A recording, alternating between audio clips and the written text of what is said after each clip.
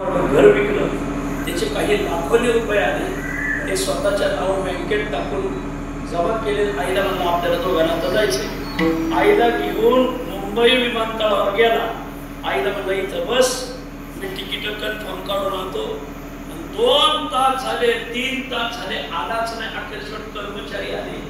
आईला विचारलं, आई तुम्ही एवढं 3-4 तास झाले इथं बसल्यापासून कोणत्या विमानाने जाणार? बाबाने मला काय विमानाचं कळत नाही. माझा मुलगा मला अमेरिकेला घेऊन जाणार. काय नाव आहे कोणाचं? अमुक अमुक. थांबा आम्ही चौकशी करतो. कोणत्या विमानाने? मला काही माहिती नाही. मग त्या कर्मचाऱ्याने जाऊन चौकशी केली तर सांगितलं या नावाची व्यक्ती विमानात बसून 1 तास झाले निघून गेली. आईची जमीन विकली, आईच्या नावावरती घर विकलं, आईने विमानतळावर सोडून दिलं. याला नुसता चांडाळ म्हणण्यापेक्षा चांडाळातला चांडाळ म्हटला पाहिजे.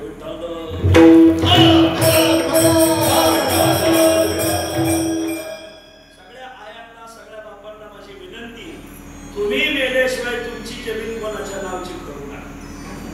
ती कोणा तुम्ही गेल्यावर कोणाच्या तरी ती नावची होणारच. पण 2-4 एकर काय होणार तुम्हाला आधार असावा. एवढं माझ्या पोळ्याचं ऐका बरं का. कारण युग आता तो हरणार राहिलं नाही. तुम्ही आपल्या बोकड्या मनाने अखेरशेवट तुम्हाला माशा आणायशिवाय दुसरा पर्याय राहणार. एवढं घ्यायला झालं माझं. याला नुसता चांडाळ घालायचा, चांडाळातला चांडाळ. म्हणून देवा मी चांडाळ चांडाळ